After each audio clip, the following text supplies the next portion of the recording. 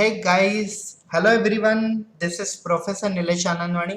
I am welcoming you from my YouTube channel that is Biology Exam Preparation with Nilesh Anandwani.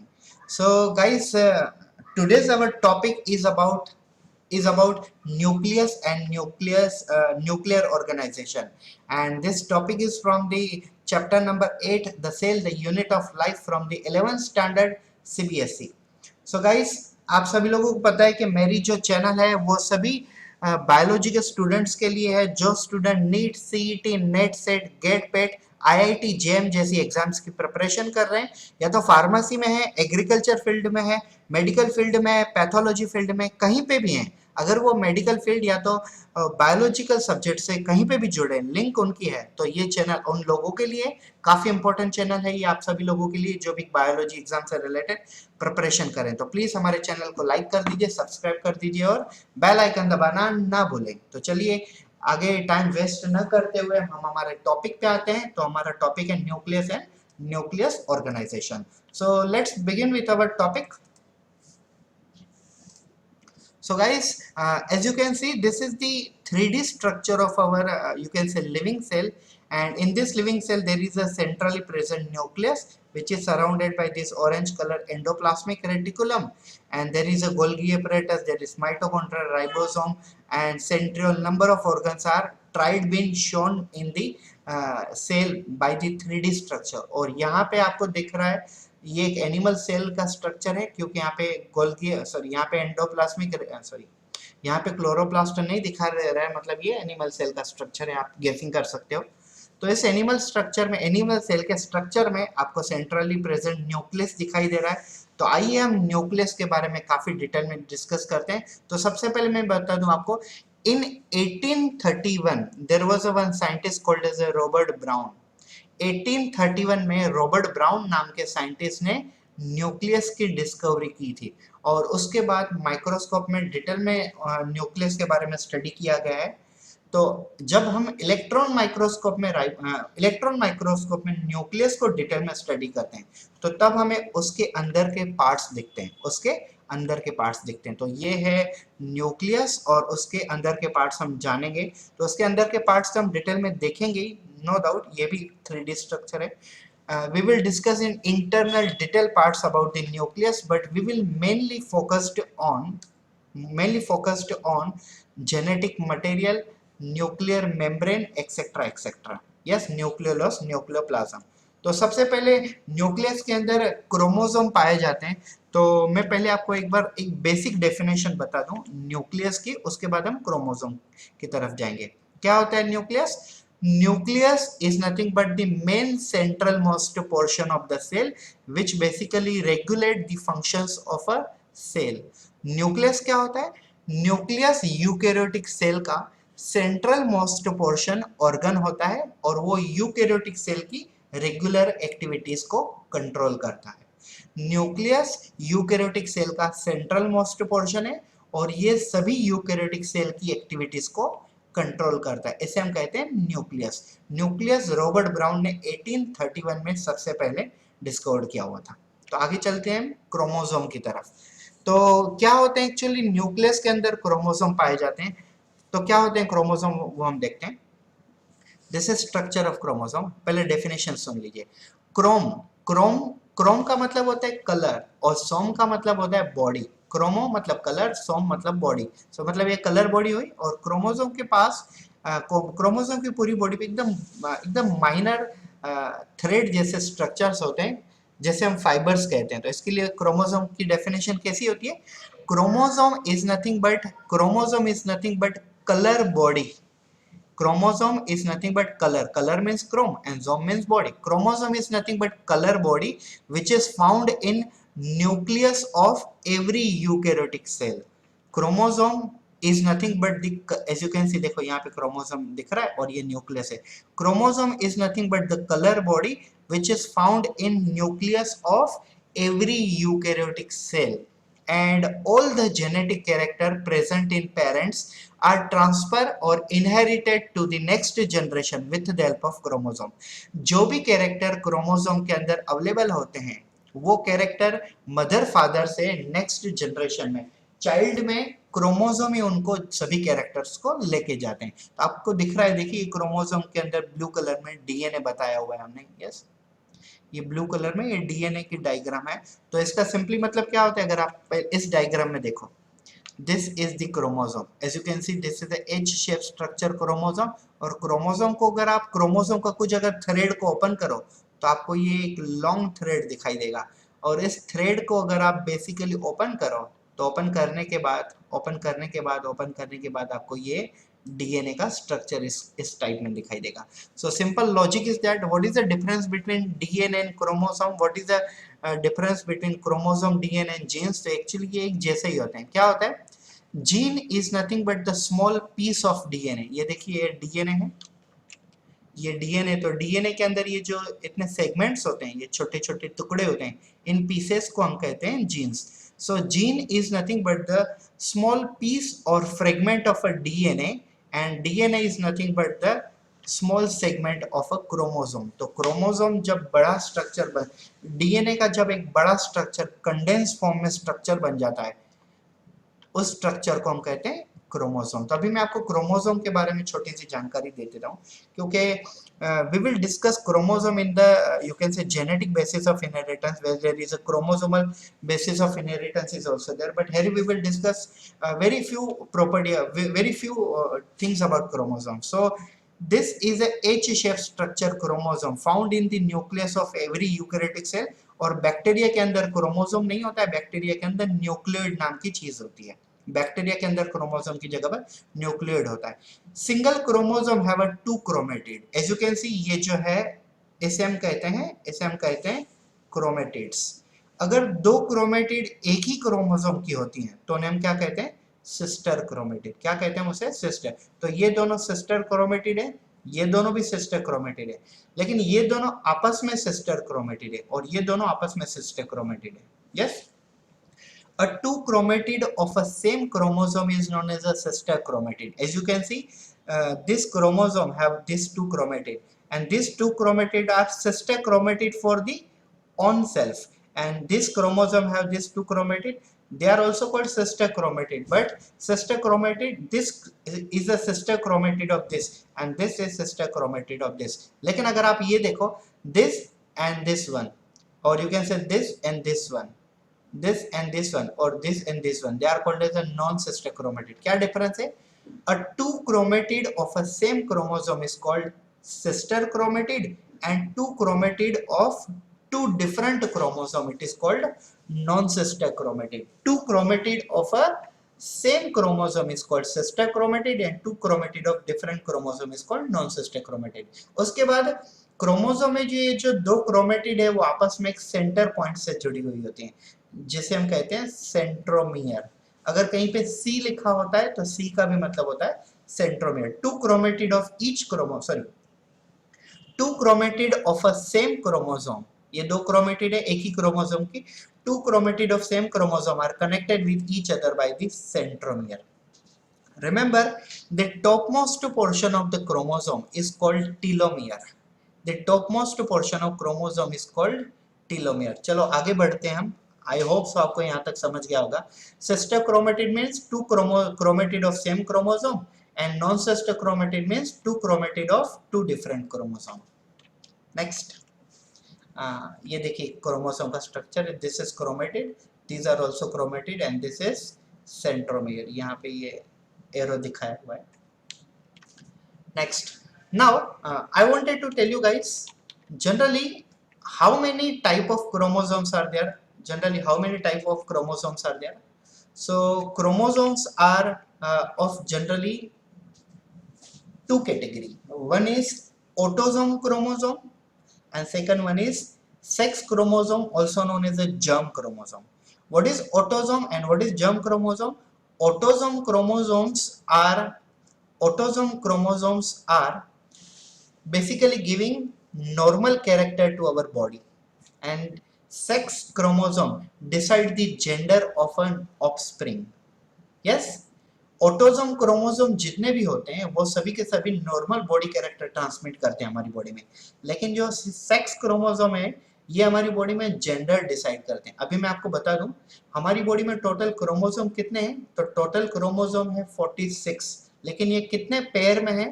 तो total pair है इनकी 23।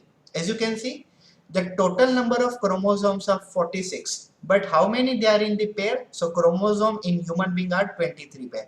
As you can see, this is the pair number 1, 2 chromosome, pair number 2, 3, 2 chromosome, pair number 3, 2 chromosome, pair number 4, 2 chromosome, pair number 5, 2 chromosomes. ऐसे कितनी chromosome की pair है? 22 pair, मतलब chromosome कितने हो गए? 44। और ये देखिए आखिरी pair, in case of a female there are 22 pair autosome and one is a sex chromosome. In female both are XX chromosome. In case of male there are 22 autosome chromosome and one pair is a sex chromosome. In case of male there is a one long chromosome X and one short chromosome Y. In case of a female there is a both X chromosome, and in case of male there is one X chromosome and one Y chromosome. Remember, sex determination is a technique by which you can decide the gender of offspring. Sex determination एक ऐसी technique है जिससे हम आगे आने वाली जो generation होती है उसके बारे में हम अंदाजा लगा सकते हैं। तो अगर फीमेल का एक्स क्रोमोसोम मेल का एक्स क्रोमोसोम से बाइंड होता है तो गर्ल चाइल्ड बोर्न होती है, और अगर फीमेल का एक्स क्रोमोसोम मेल के वाई क्रोमोसोम के साथ बाइंड होती है, फर्टिलाइज होती है, तो मेल चाइल्ड का बर्थ होता है। सो बर्थ मेल का होगा या फीमेल का होगा वो कभी भी फीमेल के क्रोमोसोम से डिसाइड नहीं कर सकते, हम मेल के क्रोमोसोम से डिसाइड करेंगे। और एक चीज, chromosome can either be homologous chromosome or chromosome can be either heterologous. What is homologous? Homo means similar, logous means chromosome. तो जनरली अगर क्रोमोसोम साइज और शेप में एक जैसे दिखते हैं तो ऐसे हम कहते हैं होमोलोगस। ये देखिए क्रोमोसोम नंबर 1, क्रोमोसोम नंबर 2, ये एक जोड़ी में एक पेयर में कितने 2 क्रोमोसोम है। ये दूसरी पेयर में देखो chromosome number 3, chromosome number 4, third pair में क्रोमोसोम नंबर 5, क्रोमोसोम नंबर 6। समझ रहे हो आप? ये 22 नंबर पेयर है, तो क्रोमोसोम कौन सा है? This is 43 and this is 44 number chromosome. So पहले जो 22 पेयर होते हैं हम कहते हैं होमोलोगस क्रोमोसोम, और सेक्स पेयर जो होती है उसमें भी फीमेल में होमोलोगस ही होते हैं क्योंकि दोनों एक्स एक जैसे ही होते हैं, लेकिन मेल में एक एक्स होता है और एक वाई होता है और ये दोनों अलग अलग होते हैं। यस, तो ये हेटेरोलोगस पेयर होती है। चलिए आगे बढ़ते हैं हम क्रोमोसोम की तरफ। हाँ, हम डिटेल में देखेंगे। So I wanted to tell you guys, all the chromosomes are divided into 4 category. ये NCERT का मटेरियल नहीं है, ये इंटरनेट से लिया गया मटेरियल है, और जो भी कैंडिडेट नेट सेट गेट पेट IIT जेम की तैयारी कर रहे हैं उन सभी लोगों के लिए काफी इंपॉर्टेंट है। NCERT वालों के लिए सिर्फ ऊपर की चीजें इंपॉर्टेंट है। सो chromosomes are classified into 4 different category based on position of centromere. तो ये देखिए ये क्या है? सी का मतलब होता है सेंट्रोमियर, सी का मतलब होता है सेंट्रोमियर। हम न्यूक्लियर ऑर्गेनाइजेशन काफी डिटेल में देखना चाहते हैं, इसके लिए मैं क्रोमोसोम को थोड़ा फास्ट चला रहा हूँ आगे आगे। So these are 2 chromatid. Yes, ये 2 क्रोमेटिड है और सेंटर में किससे जुड़े हुए हैं? ये सेंट्रोमियर से जुड़े हुए हैं। So chromosomes are classified on the basis of position of a centromere. If centromere is located at the center of chromosome, then such chromosome is called metacentric. Meta means center and centric means meta मतलब middle में होता है और centric का मतलब होता है center position। ठीक है? So metacentric is a type of chromosome in which centromere is located at the center, and such kind of a chromosome look like a V shape. Where it is found? It is found in human 1 and 3rd chromosome. So human के 1 और 3rd chromosome जो होते हैं वो होते हैं metacentric chromosome. ठीक है? अगर सेंट्रोमियर सेंटर से थोड़ा ऊपर है तो उसे हम क्या कहेंगे? सब metacentric chromosome. So sub metacentric chromosomes are those chromosome in which centromere is located slightly above the center, so it is called submetacentric chromosome. Yes, and it is generally appear L shape. Human 4th and 13th number chromosomes are submetacentric. When centromere is located above the submeta position, मतलब centromere अगर सबमेटा position से भी थोड़ा ऊपर है तो उसे हम क्या कहेंगे? उसे हम कहेंगे acrocentric chromosome, and this chromosome appear J shape. Human chromosome number 13, 15, 21 and 22 are acrocentric type of chromosome. Last, telocentric. अगर आपको पता याद हो कि देखिए मैंने ये क्या कहा था आपको, मैंने आपको यहाँ पे बताया था the chromosome, the top most portion of chromosome is called telomere. तो इसे टीलोसेंट्रिक क्यों कहा गया है आप गेस कर सकते हो. Centromere is located at the top most part of a chromosome, that is why it is called telocentric. Centromere is located at the topmost part of chromosome, that's why it is called telocentric chromosome, and this telocentric chromosome may be a rod shell. But this telocentric chromosome generally do not found in a human being. Human being में generally Meta सब Meta acrocentric होते हैं और telocentric human में नहीं होते, ये माइस की कुछ स्पीसीज में पाए जाते हैं. तो चलिए आगे बढ़ते हैं हम हमारे टॉपिक की तरफ. तो अगर हम ये देखें क्रोमोसोम के न्यूक्लियस के नंबर कितने होते हैं, न्यूक्लियस की पोजीशन क्या होती है, what is the shape of nucleus and what is the size of nucleus, तो ये सब कुछ इस प्रकार हैं. So the number of a nucleus, it can be the single, it can be double, it can be the multi, many. Yes, अगर nucleus single है तो उसे हम कहेंगे mononucleated cells. Yes, if a cell contain only one nucleus then it is called mononucleated cell. Example, most of the plant and animal cells are having single nucleus. Then if a nucleus is if a nucleus are two in number then it is called binucleated. Example is paramecium. And if nucleus are many then it is called multinucleated cell. Example, striated muscle fiber. Coming towards the position of nucleus, nucleus generally कहाँ होता है, generally nucleus centre पे ही होता है, लेकिन कुछ कुछ cell ऐसे होते हैं जहाँ पे न्यूक्लियस दूसरी साइड में भी हो सकता है, like embryonic cells where nucleus is located the centre but displace. मैंने कहा ना न्यूक्लियस की पोजीशन बदल जाती है.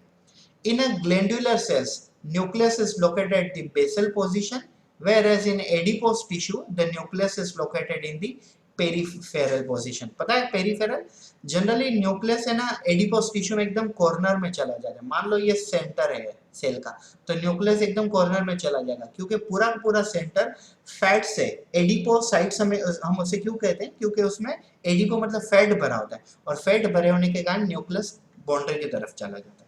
Moving towards the shape of nucleus, generally the shape of nucleus is depend on the type of cell. Yes, type of cell. अगर shell circular है तो शेप न्यूक्लियस का भी ऑब्वियसली अंदर की तरफ से सर्कुलर ही होगा. So usually the shape of nucleus is related to the shape of cell. Like a spherical shape, it is found in cuboidal cells. Ovoid or elongated shape found in columnar cells. Disc shape found in squamous epithelial cells, and bilobed or you can say multi-lobed cells found in the white blood cells or WBCs.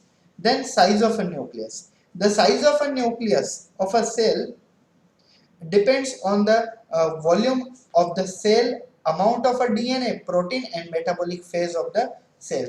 Generally nucleus की size किसके ऊपर depend करती है कि cell की size कितनी है, पहली बात. तो दूसरी बात, सेल का वॉल्यूम कितना है और डीएनए कितना है और उसके अंदर सेल के और न्यूक्लियस के अंदर प्रोटीन कितना है और प्लस उसके अंदर कौन कौन सी मेटाबॉलिक प्रोसेस हो रही है. मान लो ट्रांसक्रिप्शन हो रही है, ट्रांसलेशन हो रही है, डीएनए रेप्लिकेशन हो रही है, तो कितनी प्रोसेस अंदर हो रही है उसके ऊपर उसका साइज डिपेंड होता है. So first one is a number, it may be the single mononucleated, two binucleated, many multinucleated, then position either central, either basal or either peripheral, and then shape either cuboidal, either columnar, either elongated, either disc shape or either bilobed, and then size depends on content or volume of a cell, amount of DNA, protein and metabolic phase. So this is about basic things about DNA and their ये हमने basic things किसके बारे में देखी, nucleus के बारे में देखी और क्रोमोसोम के बारे में देखी. डीएनए के बारे में तो हम अभी डिटेल में स्टार्ट करेंगे. ठीक है, मैं एक और चीज आपको बता दूं, क्रोमोसोम के अंदर है ना दो पार्ट्स होते हैं. एक 99% पार्ट होता है क्रोमोसोम में जैसे हम कहते हैं यू क्रोमेटिन, और एक 1% पार्ट होता है हेटेरोक्रोमेटिन. सुन लीजिए, मैं यहाँ पे कुछ लिखने के लिए मेरे पास कुछ पेन टैबलेट जैसा ग्राफिक टैबलेट जैसा डिवाइस नहीं है फिलहाल, तो आप समझ लीजिए. इन द डीएनए और in the chromosome there are two parts. One is a 99% part, that is euchromatin, euchromatin, euchromatin, which is responsible for transferring character from parents to you can say next generation. मतलब mother father में, parents में जितने भी character होते हैं ना, वो सभी के सभी कैरेक्टर नेक्स्ट जनरेशन में ट्रांसफर होते हैं via via which process, sorry via which material, via euchromatin. और 1% जो पार्ट होता है ना हेटेरोक्रोमेटिन, वो फंक्शनल लेस होता है। हेटेरोक्रोमेटिन, HETEROCHROMATIN, heterochromatiन, yes, heterochromatin is only 1% and it is functionless। ये फंक्शनलेस होता है, इसका कुछ भी फंक्शन नहीं होता। लेकिन काफी इंपॉर्टेंट चीज है, आप ये देख लीजिए, यूक्रोमेटिन को अगर आप डाई से फुलजेन स्टेन से स्टेन करोगे ना, तो उसका कलर लाइट आएगा और हेटेरोक्रोमेटिन का कलर आएगा ब्लैक। और यूक्रोमेटिन दुनिया के सभी ह्यूमन बीइंग में, सभी सेम स्पीसीज में एक जैसा होता है। मान लो अगर कोई बंदा इंडिया का है, कोई न्यूजीलैंड का है, कोई न्यू जर्सी का है, कोई लंदन का है, अमेरिका का है, भूटान का है, अफगानिस्तान का है, तो ये सभी एक जैसे दिखेंगे। लेकिन हेटेरोक्रोमेटिन जो पार्ट होता है ना, वो दो भाई में भी अलग अलग होता है। देयर आर टू ब्रदर्स और two sister, they are also not having similar type of heterochromatin. Heterochromatin is only similar in twins brother, twin sister and mother and father, and this heterochromatin sample help in diagnosis of foreign you can say sciences like कुछ crime branch की कुछ testing वगैरह होती है, DNA fingerprinting जैसी, वो हेटेरोक्रोमेटिन से की जाती है। तो वो मैं आपको बाद में पढ़ाऊंगा जब हम डीएनए फिंगरप्रिंटिंग देखेंगे। तो चलिए आगे चलते हैं हम हमारे टॉपिक की तरफ, वो है न्यूक्लियर ऑर्गेनाइजेशन। तो गाइस अभी तक हमने देखा था न्यूक्लियस, डीएनए, सॉरी अभी तक हमने देखा था nucleus, chromosome, type of chromosome, structure of chromosome, और हमने ये भी देख लिया कि यूक्रोमेटिन हेटेरोक्रोमेटिन क्या है। तो अब हम देखते हैं न्यूक्लियर ऑर्गेनाइजेशन की तरफ। तो चलिए हम स्टार्ट करते हैं nuclear organisation. I hope so आपको यहाँ तक समझ में आ गया होगा। अगर आप इस डायग्राम को समझना चाहते हो तो आपको थोड़ा धीरज से काम लेना पड़ेगा। You have to go through very passionately, slowly and I will also go very slowly. So nucleus is basically from the internal side, it is divided into 4 parts. A is nuclear envelope, which has a 6 part: nuclear membrane, outer and inner membrane, perinuclear space, nuclear pore, annuli, pore complex and fibrous lamina। देखिए nuclear envelope is divided into 6 part. A nuclear envelope is divided into 6 part. These are outer and inner membrane, perinuclear space, nuclear pore, annuli, and then finally pore complex, and sixth one is fibrous lamina. And B portion is a nucleoplasm, also called nuclear sac, also called karyolymph. And you can say C portion is a nucleolus and D portion is a nuclear material. तो nuclear material में DNA RNA होता है, जो हमने already काफी detail में study किया हुआ है। तो चलिए हम स्टार्ट करते हैं। So guys, nuclear envelope is also known as a karyotheca. Nuclear envelope is also known as a karyotheca. Karyo, K-A-R-Y-O-T-H-E-C-A, K-A-R-Y-O-T-H-E-C-A। Cairo का मतलब होता है न्यूक्लियस, थिका का मतलब होता है मेम्ब्रेन। मतलब किसका मेम्ब्रेन? यस, न्यूक्लियस का membrane. So nuclear envelope is also known as a karyotheca, which means nuclear membrane. So guys, generally nuclear membrane of a nucleus is a single membrane when you see in light microscope। ये आपको black colour की line दिख रही है। तो जब हम light microscope में, मतलब जो कॉलेज में यूज करते हैं हम, अगर वो हम लाइट माइक्रो कॉलेज में मतलब जो स्टूडेंट यूज करते हैं वो वाला होता है कंपाउंड माइक्रोस्कोप, लेकिन एक लाइट वाला होता है। अगर हम लाइट माइक्रोस्कोप में यूकैरियोटिक सेल का न्यूक्लियस देखें तो हमें दिखाई देगा एक ही लेयर है। लेकिन अगर हम इस लेयर को इलेक्ट्रॉन माइक्रोस्कोप में देखेंगे तो हमें पता चलेगा ये एक लेयर नहीं है, ये 2 लेयर है। ठीक है, ये 2 लेयर है। और अगर हम इलेक्ट्रॉन माइक्रोस्कोप में इन 2 लेयर को जूम करके देखें तो हमें पता चलेगा ये सिंगल लेयर 3 लेयर में डिवाइडेड है। फिर से सुनिए, शायद मैं फास्ट जा रहा हूं। if you see this nuclear envelope or nuclear membrane in light microscope, then you will find there is a single layer.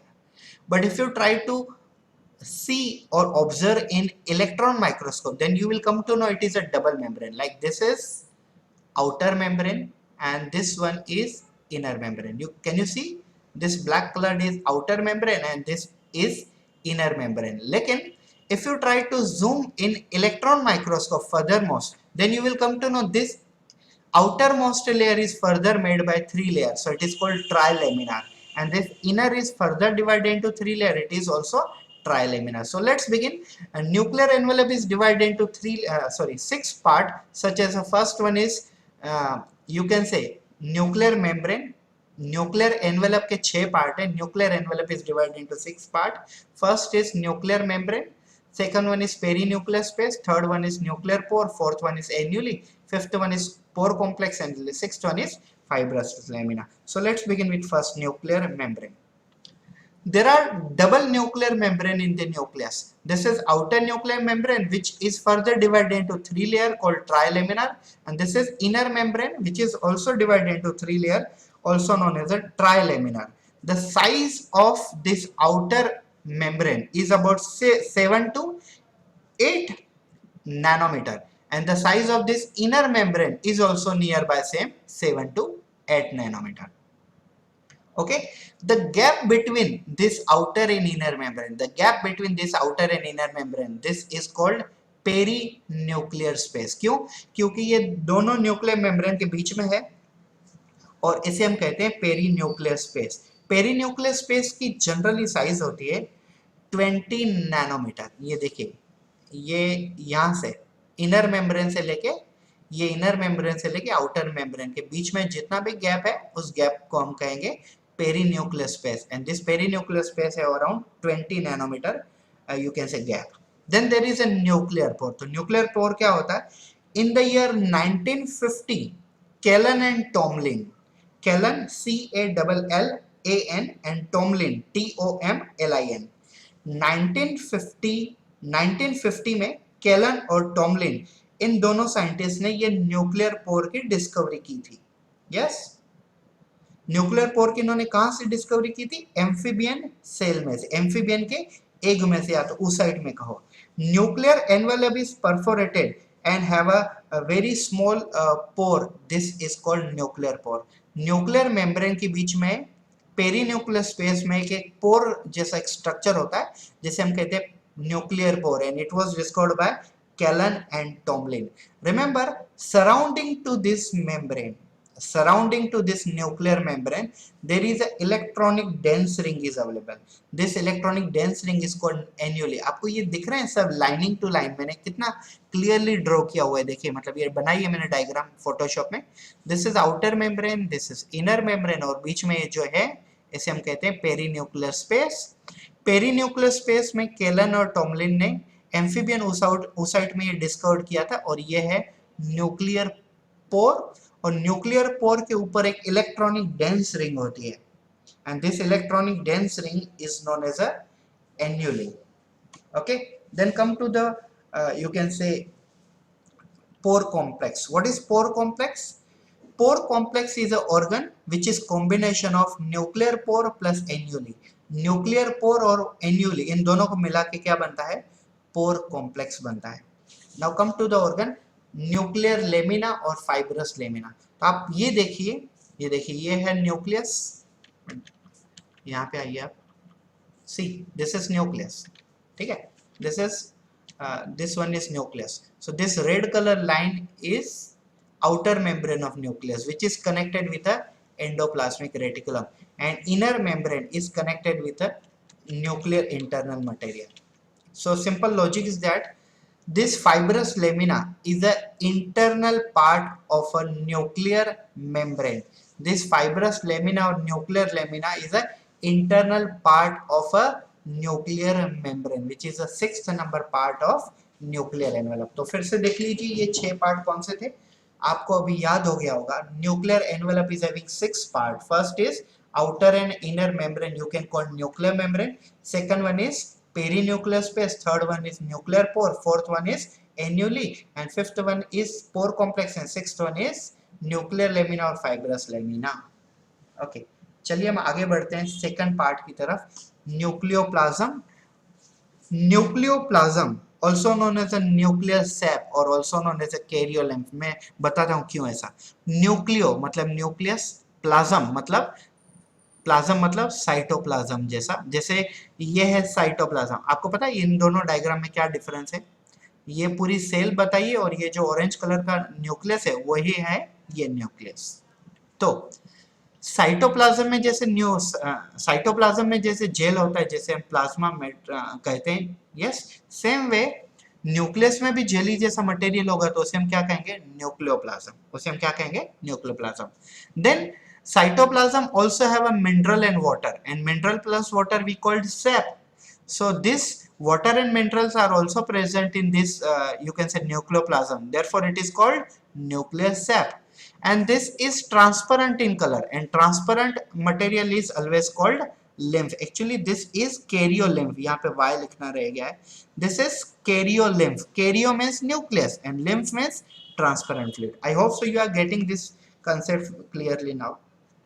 So guys, what is nucleoplasm? Within the nuclear membrane, a present transparent, semi-solid, granular and slightly acidophilic substance is present. This is called nuclear sap, nucleoplasm or karyolymph. The nuclear component such as a chromatid, which is a thread-like, found inside or suspended inside the nucleoplasm. The chemical composition of nucleoplasm is very difficult to explain. मैं अभी इतना explain नहीं कर सकूँगा क्योंकि काफी ज़्यादा chemical material अंदर होते हैं. It contain nucleic acid, protein, enzyme and mineral. फिलहाल आप इतना ही देखो. इसके अंदर nucleic acid होते हैं, इसके अंदर vitamins होते हैं, इसके अंदर प्रोटीन्स होते हैं, इसके अंदर मिनरल्स होते हैं. मिनरल होते हैं तभी तो उसे न्यूक्लियर सेप कहा गया. ठीक है, समझ गए आपको? तो चलिए हम सी पॉइंट की तरफ देखते हैं. न्यूक्लियोलस कहाँ क्या होता है? Nucleolus. Nucleolus was first time discovered by Fontana. ये ना यूजीसी सीएसआर नेट में काफी बार पूछा गया है. What is a nucleolus? Nucleolus is a slightly acidophilic body found inside the nucleoplasm, and it was discovered by Fontana, Fontana, Fontana. It is a spherical acidophilic body situated within nucleus, especially nucleoplasm में. These are basically engaged in the process of protein synthesis. इनका main काम होता है protein synthesis करना. Yes, so this is basically the nucleolus. Okay guys, आगे हम बढ़ते हैं न्यूक्लियर मटेरियल की तरफ. Nuclear material is also known as a chromatin material. Nuclear material is also known as a chromatin material, where inside the chromosome inside the nucleus, what is present? Inside this nucleus there is a H-shaped structure, chromosome is present, and we know that chromosome is basically made by this long DNA, and DNA is made by genes you can call nucleoside and nucleotide. So these are the basic things about what chromatin material. Guys, I wanted to tell you very important things. Chromosome were first time seen by Hofmeister in the year 1848. Chromosome को सबसे पहली बार हॉफमेस्टर ने 1848 में सिर्फ observe किया हुआ था. ठीक है, उन्होंने पहली बार देखा हुआ था. लेकिन क्रोमोसोम को क्रोमोसोम नाम देने वाले जो साइंटिस्ट थे ना, वो थे वेल्डेयर. हॉफमेस्टर HOFMEISTER 1848, और वेल्डेयर ने नाम दिया था WALDEYER 1888 में. तो गाइस, जितना मुझसे हो सका मैंने आपको ये स्क्रीन रिकॉर्डिंग के थ्रू आज आपको ऑनलाइन पढ़ाया हुआ है, और जल्दी से जल्दी ये थोड़ा मतलब कुरियर ट्रांसपोर्टेशन स्टार्ट हो जाएगा तो मैंने ग्राफिक टैबलेट्स मंगाया है. होप सो वो भी जल्दी आ जाएगा. So thank you so much guys. It was our topic called as nucleus and nuclear organisation. फिर से एक बार रिकॉल कर लीजिए हमने क्या क्या पढ़ा हमने आज। हमने सबसे पहले देखा what is nucleus, then we discuss what is inside the nucleus, we discuss what is chromosome, how the chromosome is made, how many type of chromosomes are there, metacentric, submetacentric, acrocentric, telocentric. We also discuss metacentric appear in which shape and it is found in womb. ये हमने काफी सारी चीजें देखी। फिर हमने chromosome में sister chromatid non sister chromatid के बीच में डिफरेंस समझा। फिर हमने क्रोमोसोम के टाइप देखे, we discuss homologous chromosome, heterologous chromosome, everything we discuss in detail about, everything we discuss in detail about. And finally we discuss about nuclear organization. It was divided into 4 parts. A, nuclear envelope, which was further divided into 6 parts: nuclear membrane, perinuclear space. First one nuclear membrane, second one perinuclear space, third one nuclear pore, fourth one you can say annually, fifth one pore complex, and sixth one fibrous lamina. And then we discuss about nucleoplasm, which was B point, then C point nucleolus, D point chromatin material. So thank you so much guys for watching this video, and please if you are new to my channel, please if you like this video then please like कर दीजिए नीचे button को, और red colour पे आपको जो आपको बताया जा रहा है वहाँ पे सब्सक्राइब, उस बटन को दबा दीजिए, और पास में जो घंटी दी है बेल आइकन उसे भी दबा दीजिए, ताकि हमारी हर नई आने वाली वीडियो आप तक पहुंचती रहे। मैं इंग्लिश में और हिंदी में दोनों लैंग्वेज में कंफर्टेबली पढ़ाता हूं। जनरली हम महाराष्ट्र से तो मराठी में भी एक्सप्लेन करते हैं, लेकिन ये वीडियो सब इंडिया में सभी राज्य के स्टूडेंट देखते हैं, तो इसके लिए हमें इंग्लिश टू हिंदी में पढ़ाना पड़ता है। So hope so you understood, and thank you so much for watching this video. Have a nice day.